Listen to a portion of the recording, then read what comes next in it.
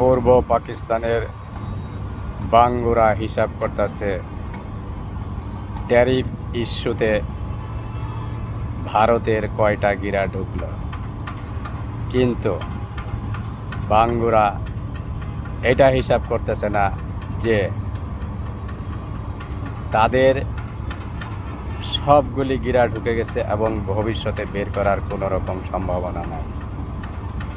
তারা এটাও দেখতেছে না যে তাদের নয়াবাব আমেরিকার শেয়ার বাজারের কি অবস্থা।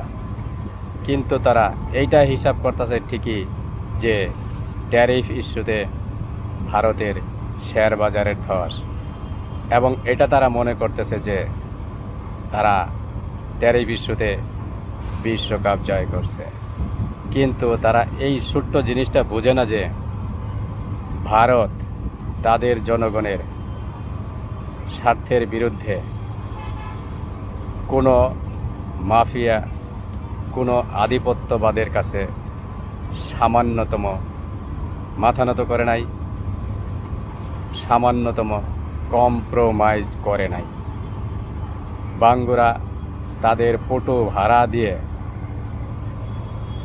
যে পূর্ব পাকিস্তান কায়েম করছে, সেই বাঙ্গুরা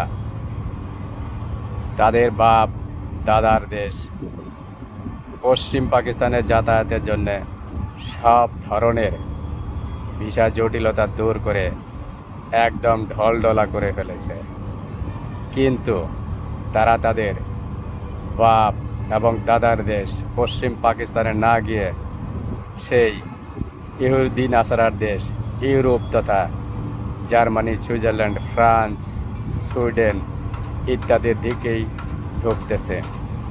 কারণ তারা এটা জানে যে তারা যে বাঙ্গুল্যান্ড তথা পূর্ব পাকিস্তান প্রতিষ্ঠা করছে, এই বাঙ্গুল্যান্ড তথা পূর্ব পাকিস্তান মনুষ্য সমাজের বসবাসের জন্য ইতিমধ্যেই অযোগ্য হয়ে গেছে এবং আগামীতে এই দেশে আর কোনো মানুষের বসবাস যোগ্য কখনোই হবে না।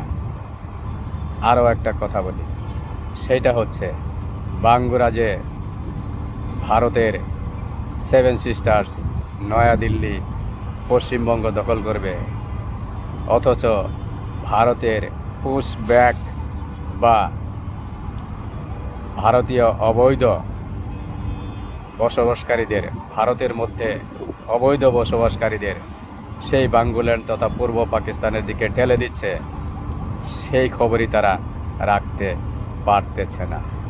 অথচ তারা 7 সিস্টার খাবে, ভাঙবে, এটা নিয়েই তারা এখনও ব্যস্ত আছে।